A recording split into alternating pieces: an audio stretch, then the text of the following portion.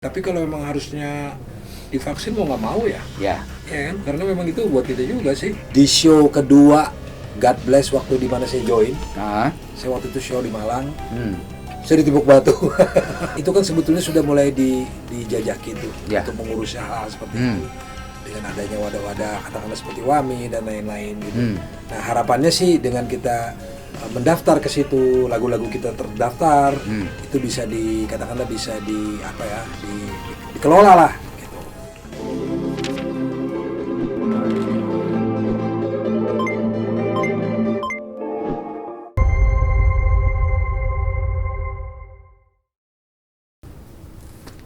Assalamualaikum warahmatullahi wabarakatuh. Para Tribuners yang ada dimanapun Anda berada, saya Feby Mahendra, Direktur Pemberitaan Tribun Network.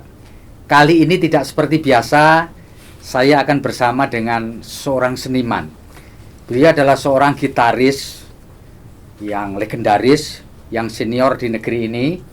Panggilannya adalah Bang Eet Syahrani. Namun sebenarnya beliau punya nama asli Zahedi Riza Zahrani. Zahedi Riza Zahrani. Iya. Selamat sore Bang. Selamat sore. Apa kabar? Alhamdulillah baik. Alhamdulillah baik. Di tengah situasi pandemi saat ini tentu Bang Eet sebagai seniman gitaris yang biasa show tentu berbeda. Bang Eet bisa cerita nggak setelah pandemi Maret 2020 yang lalu, ada yang beda nggak pada diri Anda dan kegiatan Anda sehari-hari? Ada jelas. Ya, apa itu Bang? Di luar dari memang saya mengalami kesulitan dalam artian karena tidak bisa show dan Ya. lain-lain gitu. Tapi ada hikmah juga. Jadi Ya. latihan gitar lebih banyak. Oh gitu ya. Jadi hari-hari diisi dengan latihan gitar. Ya, itu sih. Sampai sekarang belum sempat melakukan kegiatan di luar Bang?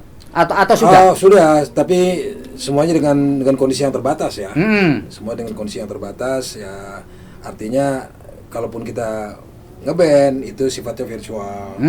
Jadi nggak lagi yang dalam arti di depan khalayak ramai gitu. Oh ya, jadi outdoor di depan masa nggak ada. Tetapi tetap dilakukan aktivitas iya. bermusik tetapi secara virtual. Ya. Nah, ada perasaan yang beda nggak Bang? Pasti. Ketika kita bershow langsung berhadapan dengan audiens, dengan penonton secara virtual, apa yang beda? Jelas, karena kan kalau kita di depan penonton itu kan apa ya? Saya susah juga nggambarinnya bahasanya. Ininya apa? Rasa semangatnya, spiritnya tuh lebih dapat kalau kita. Lebih dapat ya. Ya jelas kan orang langsung mendengarkan, orang langsung melihat act kita juga melihat reaksi mereka. Nah itu menimbulkan energi tersendiri gitu di kita. Kalau virtual kan tidak ya. Virtual kan kita lihat kamera, cuman ngebayangin doang, Iya. ada di luar sana yang nonton. Iya. Ketika Anda sekarang ini sudah puluhan tahun bermusik, Bang, pengalaman apa yang paling wow gitu selama puluhan tahun bermusik? Dalam konteks ini adalah seorang gitaris yang tampil di Republik ini. Apa yang paling wow selama karier Abang? Kalau untuk yang apa ya terlalu banyak untuk diceritain sih. Ya. Cuman yang jelas gini, saya sendiri kadang suka kepikiran gitu, nggak Ya. pernah ngebayang sih Ya. bisa main di depan orang banyak gitu kan. Terus bikin musik yang katakanlah didengar orang, Ya. gitu. Ya cuman bisa bilang alhamdulillah. Saya sih nggak bisa menceritakan pengalaman terlalu banyak mas. Terlalu banyak. Nah, sepanjang karir Anda, ada sesuatu nggak atau ada lagu atau musik atau apapun yang paling berkesan buat Abang selama karir ini? Kalau bicara kesan, saya hanya bisa menceritakan itu waktu saya mengerjakan album 170 volts, album Edane ya. Album 170 volts itu di tahun 2001. 2001 ya. Di mana waktu itu pertama kalinya saya dalam tanda petik menjajakan materi yang saya punya itu ke para produser saat itu. Yang mana dulu sebelumnya saya tidak pernah mengenal poin-poin itu tadi. Dulu kan saya bergabung dengan God Bless, saya masuk God Bless gitu. Iya. Terus Edane awal waktu itu ada produser yang namanya almarhum Jimmy Doto, sekarang almarhum Jimmy Doto itu memboyong kita masuk Aero, kemudian memboyong kita masuk Aquarius tanpa ada kesulitan apa-apa. Nah di 2001 itu, di mana waktu itu Aquarius sudah tidak lagi dengan kita, dia mempersilahkan untuk saya menawarkan ke tempat lain. Nah disitulah kesan yang saya dapat banyak, pengalaman yang saya dapat juga banyak, yaitu berinteraksi dengan para produser berkaitan dengan materi yang akan yang saya jajakan ini kan tepatnya. Nah disitulah pengalaman saya bolak-balik untuk dapat memenuhi dalam tanda petik tuntutan label gitu. Bagaimana musik yang saya usung ini bisa penetrate gitu ke masyarakat melalui label ini, bisa masuk ke radio, bisa masuk ke TV, tapi tetap menjaga image yang kita usung gitu kan. Nah itu PR di situ pengalamannya. Oh di situ ya pengalaman berharganya di situ ya Bang. Dimana bolak-baliknya itu yang lagu ini kurang bagus nih, harus ditolak, ini kurang itu ya di situ tuh. Di antara karya-karya Abang, baik itu musik maupun lagu, yang paling berkesan sendiri buat Abang apa? Nah, kalau untuk berkesannya jelas banyak. Cuman kalau tadi poin itu di album itulah, membuat album itu tadi. Jadi yang mana tidak pernah saya alamin sebelumnya. Nah, di antara karya Abang ini, awal mulanya sebenarnya berasal dari mana, Bang? Muncul begitu saja, ya? Atau memang Abang punya keinginan, wah ini jalan hidup gue ini di musik nih, di gitar nih? Sebetulnya kalau saya lihat balik lagi sih, dulunya sih sudah ada sih gejala-gejala seperti itu ya. Jadi zaman saya masih kecil waktu SD, saya ingat banget tuh dapat kesempatan punya tape dari abang waktu itu, muter kaset-kaset apapun ya, lagu Indonesia, lagu Barat. Nah, terus kadang pulang sekolah itu kita main-main sok-sok ngeband, walaupun nggak bisa main band gitu. Nah ada itunya sih gitu. Nah singkat ceritanya semenjak saya sudah mulai bisa main gitar, saya dalam tanda petik tidak tanpa direncanain, tanpa apa, saya perdalam sendiri, di samping dari belajar dari teman-teman, terus memperdalam sendiri, yang akhirnya itu ke bawah aja terus gitu. Waktu itu Abang tinggal di mana waktu itu? Waktu awal-awal mulai belajar musik, mulai menggeluti musik itu Abang tinggal di mana waktu itu? Saya maksudnya di Kalimantan. Di tepatnya di Samarinda. Oh di Samarinda pada waktu itu ya. Jadi waktu itu mulai nyoba bermusik ya, main band gitu ya. Betul. Lalu kemudian kapan Abang mulai menginjak dunia dalam tanda petik profesional? Nah, masuk ke dunia profesional itu tepatnya 87. Tahun 87. Itu waktu itu saya diajak pertama kali saya rekaman waktu itu dengan Faris RM. Ya. Itu grupnya namanya Jakarta Rhythm Section, tapi itu proyeknya punyanya Faris RM. Saya mengisi pertama kali lagu judulnya Selamat Untukmu. Itu 87 di Jakarta ya? Jakarta. Jadi Abang sudah pindah dari Samarinda ke Jakarta pada waktu itu ya? Betul. Waktu itu SMA atau lulus SMA atau apa? Waktu setelah lulus SMA? Saya lulus SMA 82. Oh 82, ya. Jadi itu pertama kali masuk ke dunia profesional. Ya. Nah setelah bersama Faris itu selanjutnya gimana Bang? Nah itu dari semenjak situlah dengan Eki Soekarno, kemudian juga dengan almarhum Iwan Majid. Terus akhirnya lumayan sering di dunia rekaman. Nah cuma dengan catatan saat itu dulu proyeknya Eki Soekarno ini melibatkan banyak vokalis di setiap album. Dia punya dua album solo. Eki Soekarno itu Karisma Indonesia judulnya. Itu ada satu album ini melibatkan 9 atau 10 vokalis. Nah jadi kesan yang muncul di media dalam hal ini radio, itu pada saat lagu itu diputar ada Ikang Fauzi, ada ATCB, ada yang lain-lain, itu kebetulan gitarnya saya semua. Oh iya. Jadi kesannya saya main di mana-mana gitu. Padahal cuma album itu. Tapi di sisi lain akhirnya karena itu dalam tanda petik nama saya dikenal di dunia rekaman.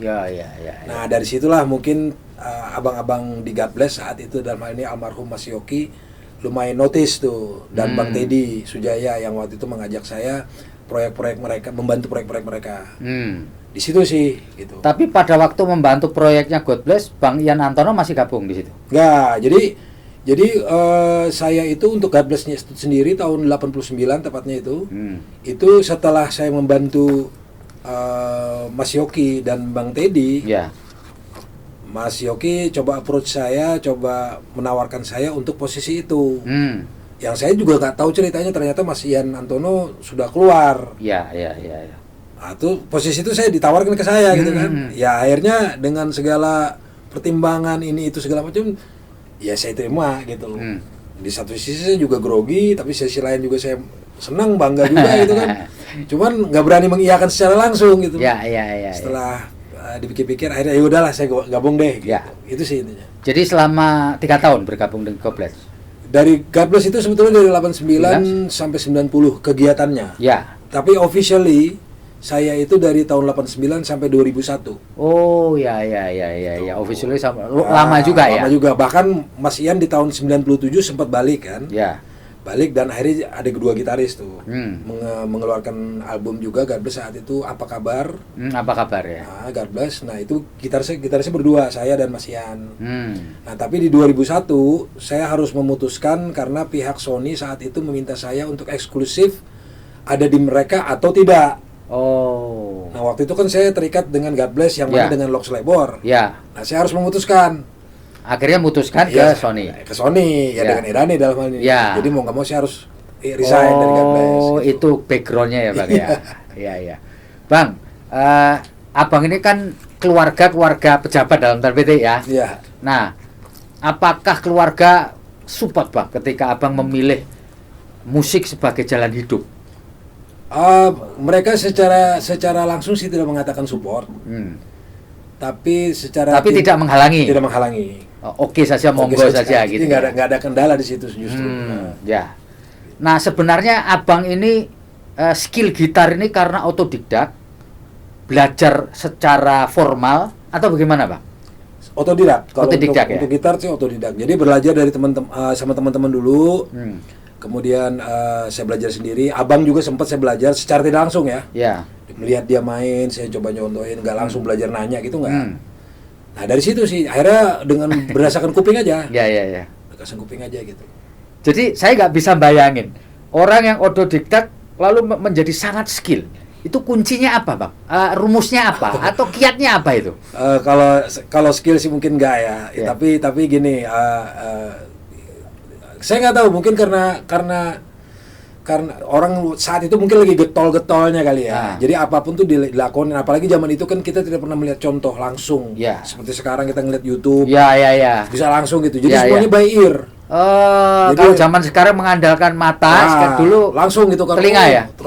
Dulu telinga, murni telinga. Ini dimainin apaan sih? Chordnya di mana sih gitu kan? Kayak gitu. Jadi anunya rumusnya latihan kalau gitu ya? Ya mau nggak mau itu standar kan. Jadi memang latihan, kita sering main dengan sendirinya pasti terlatih gitu. Ya dengan segala kurang lebihnya ya, artinya karena kita tidak pernah melihat secara mata, ya kesandung-sandung dah. Iya. Nah, ketika bermusik ini, tentu seseorang biasanya mengalami pasang dan surut. Ya, up and down gitu. Pernahkah Abang mengalami down yang begitu down gitu di dalam karier ini di musik itu? Berkaitan dengan album yang tadi saya sempat singgung. Jadi di perjalanannya Edane di tahun 92 sampai akhirnya kita selesai di 99 dengan Aquarius. Faktanya saat itu penjualan album kita itu grafiknya menurun. Versi label mengatakan seperti itu, menurun. Dengan kata lain, ya di situ justru kita downnya, saya justru di situ downnya dalam artian waduh, bukan karena turunnya, tapi memang akhirnya ini harus berbuat apa gitu kan. Label sudah dalam arti udah menyerahkan kesempatan kita untuk orang lain dalam arti mencari tempat lain. Berarti kan sudah tidak mau nih. Kasarnya gitu ya. Iya kan, berarti saya harus cari tempat baru kan. Nah di situ perjuangannya, disitulah titik baliknya mungkin ya. Di mana saat itu juga saya baru berkeluarga, segala sesuatunya harus saya handle semua ini. Nah mungkin di situ kekuatannya muncul akhirnya di situ di tahun 2001 dengan album Edane yang 170 volts itu, yang kebetulan saat itu punya hits lumayan rame. Disitulah gitu. Oke. Kalau puncaknya Bang, kapan? Itu tadi kan titik rendahnya lalu kemudian rebound gitu. Nah, puncaknya kapan itu? Wah, saya kurang tahu tuh kalau puncak.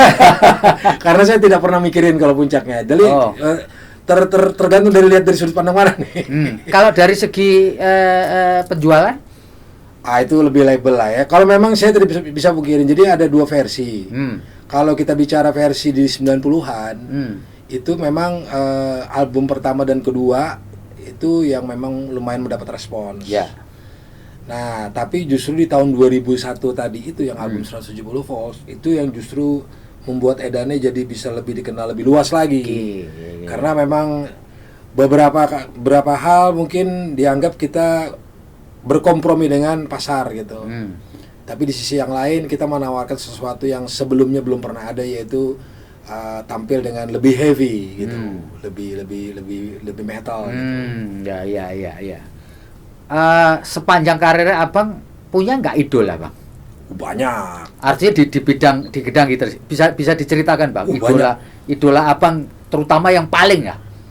Kalau bicara paling itu pasti ada, tapi kalau saya tuh tidak pernah bisa bilang bahwa paling itu jauh dari yang sebelum-sebelumnya. Jadi memang saya dengar tuh banyak. Saya dengar musik tuh banyak dari saya masih kecil.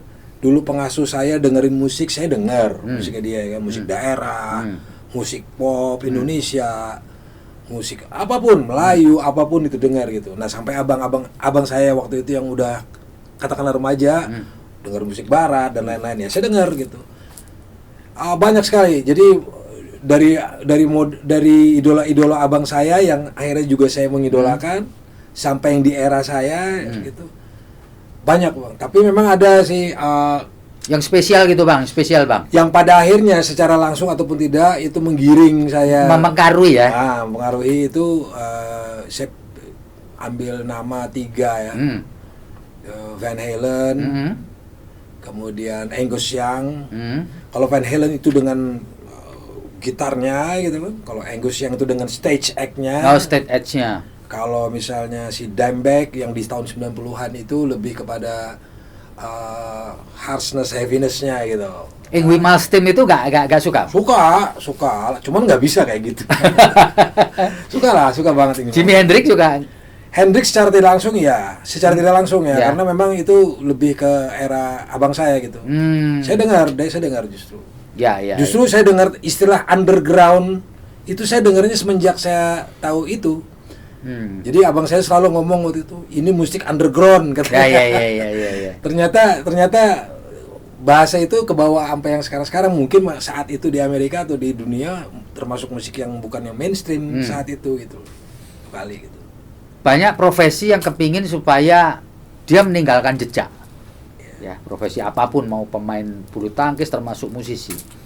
Nah, setelah di karir Abang sekarang nih, Abang ingin meninggalkan jejak nggak kepada orang lain, misalkan anaknya, adiknya, atau siapapun untuk mewarisi dalam tanda petik skill, kemampuan, pengetahuan Abang di dunia musik terutama di gitar ini? Wah, kalau itu saya terus terang orang yang tidak pernah terpikir untuk apa ya istilahnya, untuk memberikan satu legacy gitu, saya nggak pernah kepikir. Oh gitu ya? Di saya pribadi ya. Dan kebetulan pula anak-anak saya itu memang entah dia melihat contoh, entah apa, dia bisa main gitar, cowok tiga-tiganya bisa main gitar, tapi saya tidak push mereka jadi musisi. Oh gitu ya. Jadi bukan tidak ada setup atau tidak ada desain, gua mau marisin kemampuan gua ke salah satu anak atau tiga-tiganya enggak ya? Enggak. Karena alasan sederhananya adalah gini, walaupun tidak menutup kemungkinan mereka pun akan melakukan hal yang sama ya, bahkan lebih bagus itu, mudah-mudahan seperti itu. Tapi saya sendiri secara pribadi itu tidak pengen mereka terbebani dengan image ayahnya gitu. Tapi ngarahin, memberi ini tuh dilakukan? Oh enggak sama sekali ya? Ngajarin aja enggak? Oh justru enggak sama sekali? Jadi dulu saya ingat atau anaknya malah aktif sendiri? Nggak nanya dalam artian yang teknis. Pak gimana ini routing efek itu ya, karena dia ini diapain sih itu ya. Tapi kalau untuk ngajarin lu main gitar harus gini enggak. Mereka mendengarkan karya-karya Abang enggak? Mendengar. Oh, mengikuti mereka ya. Artinya mereka paham ini gaya papanya bermain gitar tuh kayak gini-gini tahu ya. Iya. Tapi saya juga kasih tahu latar belakang, kasih tahu sejarahnya, kasih tahu hero-hero saya, yang kebetulan juga mereka senang gitu kan. Cuman masalah mereka mau gimana itu mereka yang milih. Ya. Cuman saya tidak mengajari ini loh caranya enggak. Ya. Oh, nggak pernah justru ya. Nggak pernah. Aneh juga ya. Iya. Nah, kalau di itu tadi yang musisi yang Abang sebutkan kan rata-rata musisi dari luar negeri. Iya. Kalau musisi di negeri kita sendiri, Bang? Oh, banyak. Yang Abang respect, yang Abang Ya. anggap wah ini bisa jadi role model itu siapa aja, Bang? Ya, udah jelas pasti Mas Ian Antono, Ya. pasti. Bang Oding almarhum, Ya. Oding Nasution almarhum. Almarhum juga kalau nggak salah ini ada Albert Warnerin, Mas Hari Subarja, Sunata Tanjung dari SAS. Itu kita selawas yang saya tahu gitu, yang saya idolakan dulunya gitu. Di antara para senior itu, apakah Abang pernah dalam pengertian discuss atau belajar dari mereka mengenai entah itu skill, teknik atau apapun? Dari jelas pengalaman ya. Ya. Saya belajar bertanya itu banyak, berbicara banyak itu dengan Mas Ian pasti. Ya. Sama Bang Oding sempat. Gitu. Oh gitu ya. Dua itu sih yang. Tapi tidak dalam konteks belajar secara formal ya. Oh tidak. Discuss saja ya. Discuss, karena sharing kan ya. Ketemunya pun sama-sama sudah di industri gitu. Akhirnya saya juga masuk ke industri, dapat kesempatan ketemu, nah disitulah. Gitu sih. Apa nggak punya keinginan mendirikan sekolah musik atau apa gitu? Itu salah satu kekurangan saya, Bang. Jadi sebetulnya banyak yang dulu pernah minta saya untuk ngajar. Ya. Saya bilang, pernah ada ya? Ada. Saya bilang ini bukan soal mau atau enggak. Pertama, saya merasa tidak punya ilmu. Oh. Ya kan? Nah, kalaupun saya harus ngajar, saya harus punya tanggung jawab. Saya harus bikin kurikulum, harus disiplin sama waktu. Nah, itu saya nggak punya, saya bilang gitu. Oh. Jadi mohon maaf, nggak bisa. Tapi saya nggak pelit ilmu. Kalau segitu nanya apa yang saya bisa lakuin, saya lakuin. Mau contohnya ya begini. Ya. Tapi kalau secara formal dari jam sekian sampai jam sekian harus punya kurikulum. Oh, itu yang Ambon ya? Iya, nggak sanggup. Iya. Bang, ketika Abang ke Amerika, apa yang Abang pelajari? Saya saat itu kan sebetulnya mau sekolah normal aja ya. Tapi maksudnya sekolah musik atau sekolah umum? Umum gitu. Cuman akhirnya harus ngambil keputusan. Saya nggak mungkin di situ karena memang saya tidak punya passion. Kedua memang saya nggak mampu juga. Secara otak nggak mampu juga. Saya harus ngambil sesuatu nih buat bisa dibawa pulang. Waktu itu kebetulan saya ngambil recording workshop. Itu semacam vocational school, semacam kursus lah. Ya. Semacam kursus itu ngambil 1 tahun. Sebetulnya tujuannya bukan mau menjadi engineer ya, sama sekali tidak, karena saya tahu kerjaan engineer itu capek. Ngutak-ngatik fader, wah itu capek. Cuman saya pengen tahu di rekaman tuh kayak gitu. Jadi kalaupun nanti saya pulang ke Indonesia, saya main musik, saya rekaman, saya tahu what's going on di dalam studio gitu. Gitu sih sebetulnya. Oke, Bang Ed, sebagai seniman tentu seperti yang disampaikan di depan, Anda kepingin bertemu lagi dengan para fans, dengan para penonton. Tapi pandemi masih berlanjut. Ya. Saya ingin tanya, kalau Bang Ed divaksin itu mau nggak? Nah ini, saya sempat mikir. Iya. Nggak tahu nih, saya terus terang info masalah vaksin ini masih ini ya, saya belum berani memastikan. Tapi kalau memang harusnya divaksin mau nggak mau ya. Ya kan, karena memang itu buat kita juga sih. Ya. Cuman ya itu tadi, saya jujur masih ragu. Ya masih ragu, masih blank gitu ya. Karena memang tidak tahu infonya banyak gitu kan ya. Di daerah saya juga tidak pernah ada sosialisasi seperti itu. Iya. Jadi saya nggak tahu banyak. Ya semoga aja sih. Harapannya sih sederhana, memang semoga aja memang itu bisa gitu. Ya, Bang, pernah nggak bayangin perbedaan konser nanti dalam masa normal dan masa pandemi? Karena bagaimanapun ada namanya new normal, kebiasaan baru. Ya. Pernah nggak Abang bayangkan nanti kita konser itu di tengah new normal tuh kayak apa, Bang? Itu tuh tirai plastik atau ya nggak tahu juga sih. Ya banyak sih usaha-usaha untuk itu. Ada yang menaruh penontonnya per mobil. Ya. Ada yang main di panggung kemudian di dalam bola masing-masing orangnya. Kalau band, saya pernah ngeliat meme itu, atau memang mungkin gambar beneran tuh dia itu nggak ngerti juga. Ya apapun yang mungkin bisa dilakuin ya, karena pada dasarnya kan kita tampil itu kan real gitu. Ya. Artinya tidak ada hal-hal kayak gitu. Tapi dengan kondisi ini mau nggak mau itu harus dilewatin. Harus pakai tirai mungkin, harus pakai apa, atau mic-nya dikasih, itu kayak gitulah gitu. Bang, bagaimanapun kita berada di tengah situasi pandemi. Abang punya keluarga, punya teman, kenalan dan seterusnya. Dalam masa pandemi ini kehidupan sehari-hari Abang yang berubah apa?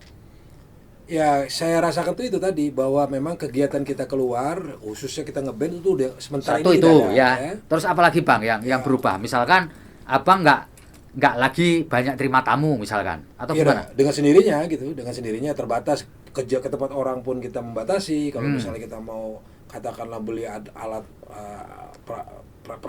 perangkat musik dan lain-lain, misalnya ke toko musik kita harus hati-hati dan lain-lain sebagainya, karena tidak semua juga bisa buka kan. Ya kayak gitu banyak. Kalau berubah. latihan Bang, latihannya beda nggak dengan ketika normal? Misalkan jaga jarak, kalau dulu kan bisa latihan bareng ini di studio, banyak orang masuk boleh. Sekarang berubah nggak Bang? Kalau ketika Kalau latihan kebetulan nggak terlalu, karena dasarnya memang kalaupun kita latihan itu kita tidak menerima orang lain. Kita private kita gitu. Ya setelah kita selesai kita keluar itu pasang masker lagi.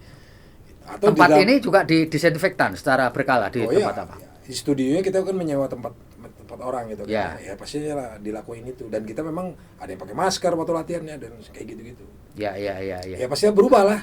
Soal ini Bang, asupan Bang, berubah nggak? Misalkan ada orang sekarang yang dulunya nggak pernah minum vitamin, jadi minum vitamin.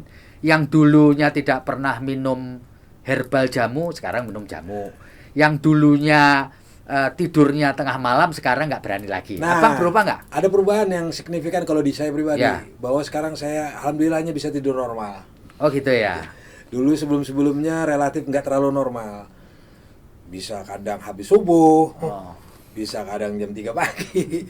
Kalau sekarang jam 10, jam 11, jam 12 itu range saya mulai tidur. Makan Bang gimana makannya? Ya, ada perubahan nggak Bang? Misalkan Abang dulu nggak suka minum vitamin, sekarang minum vitamin. Minum vitamin nggak sih Bang? Kalau saya ini kebiasaan sih pakai bawang putih dan madu. Oh gitu. Itu sudah kebiasaan dari dulu malah. Bawang putih mentah maksudnya? Bawang putih mentah. Terus diminum pakai madu. Itu maksudnya untuk apa? Itu untuk melancarkan darah. Oh, sirkulasi darah ya.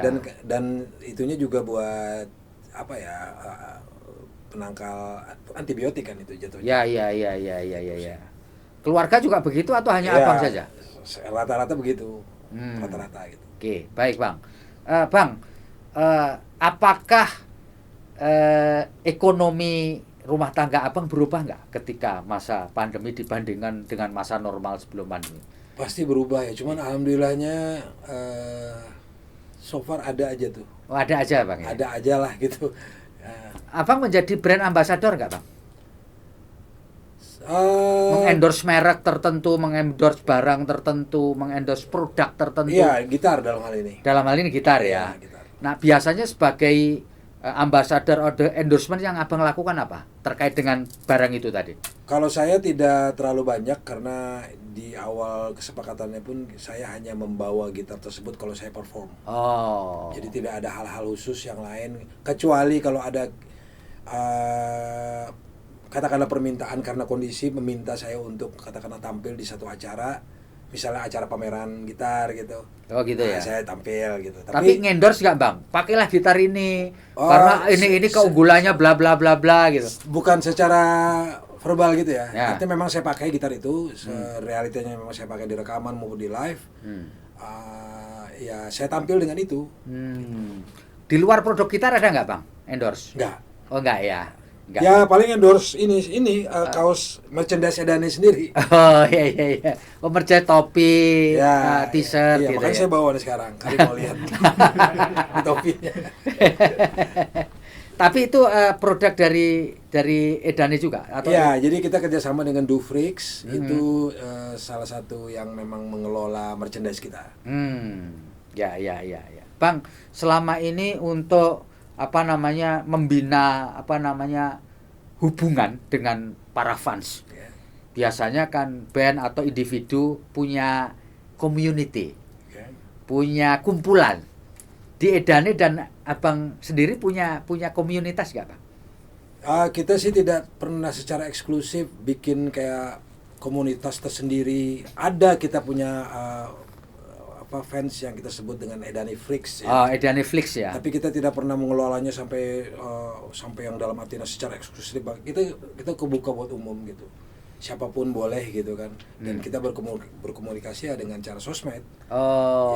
Ya kita Edane punya page, punya IG, dan masing-masing personil Edane juga punya IG, punya. Tapi melakukan satu pertemuan fisik itu secara rutin nggak ya, Pak? Oh enggak. Intinya kan pada dasarnya kalau misalnya kita manggung itu mereka hadir gitu kan. Nah sekarang memang udah nggak mungkin lagi. Ya jadi jarak jauh deh gitu. Tapi buat abang sebenarnya komunitas semacam itu atau fans club semacam itu sebenarnya penting nggak sih, Bang? Penting banget. Ya. Penting banget. Pentingnya apa, Bang? Kira-kira bagi. Ya jelas bagi banyak abang? lah. Itu kan salah satu yang paling nyata itu adalah gambaran ke kita seberapa banyak orang yang menginikan kita, apresiasi musik kita gitu. Itu dari situ bisa kelihatan. Nah, itu untuk banyak hal gitu kita bisa lihat di situ. Jadi penting sekali kalau menurut saya. Dan itu buat kita juga semangat kita. Wow, kita ada fans yang memang katakanlah menunggu. Itu harus kita ini kan gitu kan. Itu ada gitu-gitunya pasti gitu. Oke. Bang, selama manggung nih, ada pengalaman yang paling nggak enak ada nggak, Bang? Manggung ini. Kan biasanya pasti kan, selain kita dipuja juga oleh para fans kita, tapi kadang-kadang ada juga yang iseng, yang jahil, yang pasti. Yang bikin sakit hati atau bikin ini. Apa, Bang? Pernah, Bang? Ya kalau sakit hati sih mungkin enggak kali ya, tapi waktu itu saya di tahun 89 di show kedua God Bless waktu di mana saya join. Saya waktu itu show di Malang. Saya ditimpuk batu. Ditimpuk batu terus kena apa, Bang? Waktu itu kebetulan kena tangan saya lagi solo, saya lagi solo gitar gitu. Tiba-tiba ditimpuk, waduh gitu kan, sampai berhenti sebentar gitu, tremolonya sempat masuk. Ya itu aja pengalaman, waduh. Nah, tapi nggak sampai cedera berat ya itu ya? Enggak, luka aja nih, masih di sisanya luka. Cuman dikasih tahu sama anak-anak Malang, sampean kalau sudah main di Malang tuh main di mana aja pasti aman katanya gitu. Karena anak Malang kasih semangatnya gitu. Biasa itu kalau di sini katanya. Wah, ya siap gitu.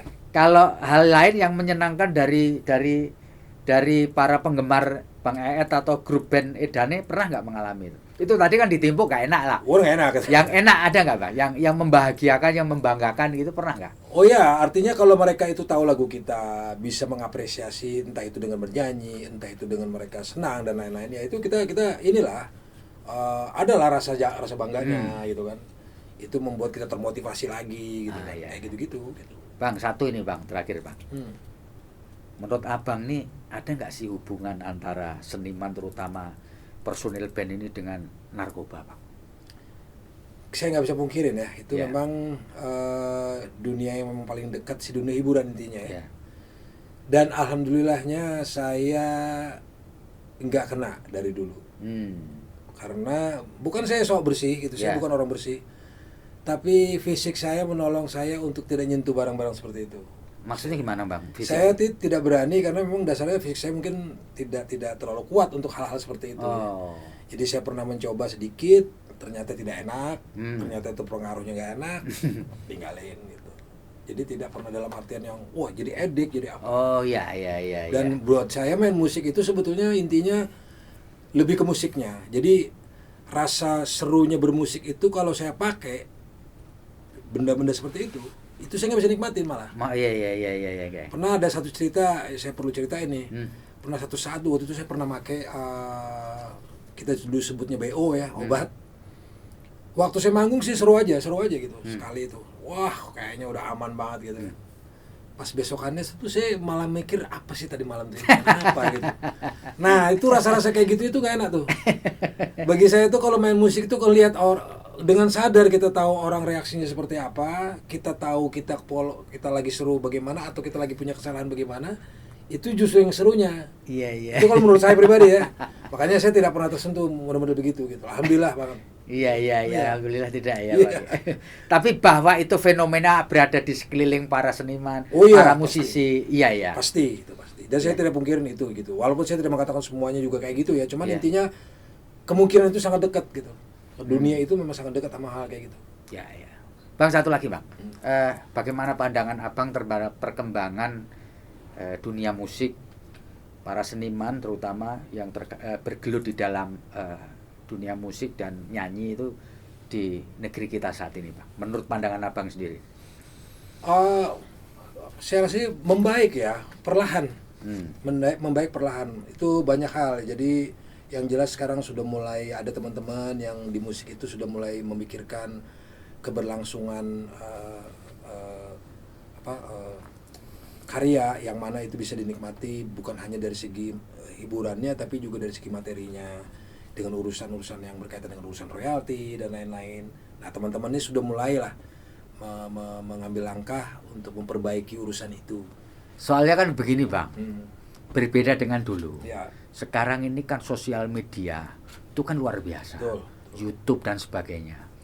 Dan kita melihat bahwa karya-karya itu banyak digandakan demikian masif. Betul. Susah untuk ngerem. Ya, ya. Dulu kan kita hanya mendengar kaset bajakan, CD bajakan. Ya, ya. Kelihatan mata. Ya. Tapi begitu YouTube begitu menggojola, video menggojola, orang ngeremik, orang ngambil kan luar biasa. Betul, betul. Abang merasakan itu nggak? Nah, itu memang kontroversial juga sih. Jadi pro kontra juga. Kalau dari sudut saya pandang pribadi, selama karya itu masih menyinggung, memention nama kita, itu minimal ya. Itu minimal, itu apresiasi. Ya. Bagi saya. Abang pernah tahu nggak bahwa lagu Abang ada di TikTok? Oh, saya nggak tahu, tapi banyak orang bilang. Gitu kan. Nah, banyak orang bilang. Nah, kan Abang nggak dapat benefit toh? Nah, disitulah yang tadi saya bilang bahwa itu kan sebetulnya sudah mulai dijajaki itu untuk mengurus hal seperti itu dengan adanya wadah-wadah katakanlah seperti WAMI dan lain-lain gitu. Nah, harapannya sih dengan kita mendaftar ke situ, lagu-lagu kita terdaftar, itu bisa dikatakanlah bisa dikelola lah gitu. Kalau di YouTube Abang tahu nggak bahwa Abang lagu-lagu Abang Edane beredar di YouTube, views-nya banyak gitu. Tahu. Tapi Abang dapat benefit nggak dari YouTube? Nah, itu lagi kita urus, Bang. Oh. Lagi kita urus. Jadi kita ini lagi mengurus hal-hal kayak gitu. Sekarang kita internalnya dulu mengenai katakanlah gonogininya. Nah. Kemudian bagaimana kita akhirnya maju ke tempat-tempat tersebut yang mana yang mereka bisa mengurus untuk. Karena ini kan dunia ini berkembang begitu. Betul. Kita nggak tahu bahwa lagu kita udah kemana lah. Betul. Kemana sudah diremix, sudah dipotong-potong, sudah digabung-gabungan gitu kan. Macam-macam kan. Kadang-kadang kita malah nggak tahu. Ya, benar, orang lain yang memberitahu. Ini loh Bang. Iya. Saya juga iseng tadi searching di TikTok, ketemu lagu-lagu. Memang di TikTok memang dipotong-potong 1 menitan, 30 menit. Gitu ya Bang. Sekarang ini lagi diurus gitu ya. Lagi diurus. Jadi banyak teman-teman akhirnya sudah mulai sadar hal itu dan ya memang harus dirapihkan. Dirapihkan itu artinya di internalnya dulu bagaimana? Karena kan tidak hanya seorang diri kadang-kadang kita bikinnya kan, ada yang beramai-ramai bikinnya secara kolektif dan lain-lain. Nah, itu harus diomongin. Nah, kalau kita udah siap, baru kita daftarin gitu. Itu sih intinya. Dengan didaftarkan tuh harapannya mereka bisa mengurus itu secara otomatis. Mau dimanapun ada, otomatis. Otomatis itu ke kita gitu. Harapannya sih begitu. Ya. Karena ini memang benefitnya lumayan Bang kalau diurus lumayan. Pasti. Daripada beredar nggak jelas ujungnya kan gitu kan. Iya kan? Apalagi lagi ngetop begini. Baiklah, terima kasih banyak atas ngobrol gayeng kita dengan Eet Syahrani, seorang gitaris senior ya. Beliau sudah malang melintang, tetapi seperti yang kita dengarkan tadi, dunia sudah berubah, karya-karya Edane dan karya beliau sudah kemana-mana, tapi belum tentu beliau mendapatkan benefit. Sekian dari saya, Feby Mahendra, pamit. Assalamualaikum warahmatullahi wabarakatuh. Waalaikumsalam. Salam sehat.